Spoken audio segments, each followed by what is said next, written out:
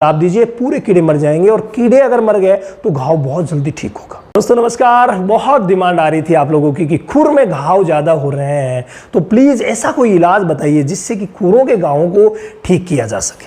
देखिए, पहला तो आप प्रबंध ये कीजिए कि खुर के घाव, खुर खराब होना ये हो ही नहीं तो अच्छा रहे। हालांकि जब कोई वायरल बीमारी आती है, सबसे बड़ा जो मैटर है वो एफएमडी का है। जब एफएमडी आती है तो खुर ज़्यादा ख़राब हो जाते हैं। फुट रॉट एक बैक्टीरियल बीमारी है, वो जब भी आती है तो खुर ख़राब हो जाते हैं। कहीं चोट लग जाती है तो खुर ख़राब हो जाते हैं। नमी में अगर गंदगी वाली जगह पर या नमी में बकरी ज़्यादा देर खड़ी रह जाती है तो खुर ख़राब हो जाते हैं। तो ऐसी स्थिति में हमें क्या करना चाहिए, आज के इस वीडियो में कंप्लीट बातें हम करने वाले हैं। देखिए, नंबर 1 वर्क अगर आप करना चाहें तो जो बुझा हुआ चूना होता है, उस चूने को अपने फार्म पर बिखेर दीजिए। उससे बहुत कम संभावना रहेगी खुरों के खराब होने की। नंबर 1 ये हो गया। नंबर 2 आप काम कीजिए, वो है पीपी का। लाल दवा से जब भी आपको खुर के खराब होने का डाउट होता है तो लाल दवा पीपी यानी पोटेशियम परमैंगनेट से आप उसको अच्छी तरीके से धोइए। 1 गिलास पानी में ही आप 1 चुटकी भर लाल दवा अगर डालते हैं तो पानी लाल हो जाएगा। उस लाल पानी से आपको खुर को अच्छी तरीके से धोना है।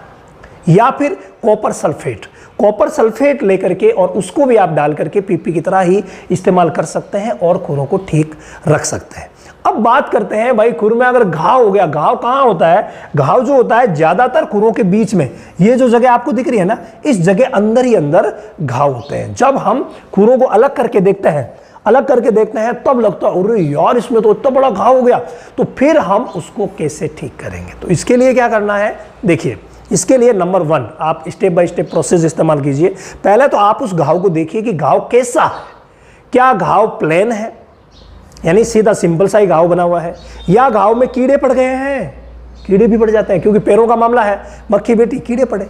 तो क्या घाव में कीड़े पड़ गए हैं? और तीसरी एक स्थिति होती है, क्या घाव में गैंग्रीन हो गया है? क्या ये गैंग्रीन क्या होता है? गैंग्रीन को समझिए, जैसे यहां पर घाव हुआ है, ये इतना सा घाव हमें नजर आएगा, लेकिन उस घाव पर अगर आप देखेंगे तो बहुत ज्यादा चारों तरफ इस तरीके से आपको लगेगा कि जैसे मांस बढ़ा हुआ नजर आ रहा है।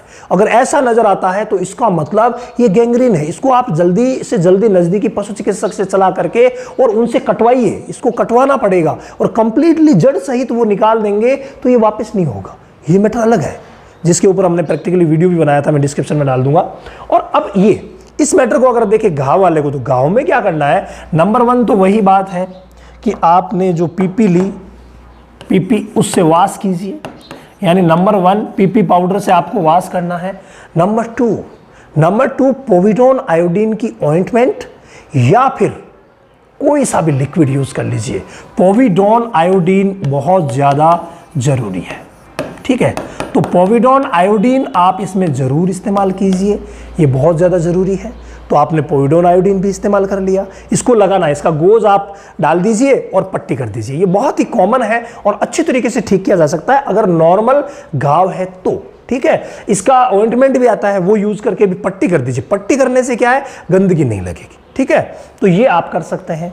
नंबर 3, अगर कीड़े पड़े हुए हैं तो उस समय क्या करेंगे? तो कीड़े पड़े हुए हैं तो एक तो तारपीन का तेल, यानी जिसको हम बोलते हैं ऑयल टर्पेंटाइन,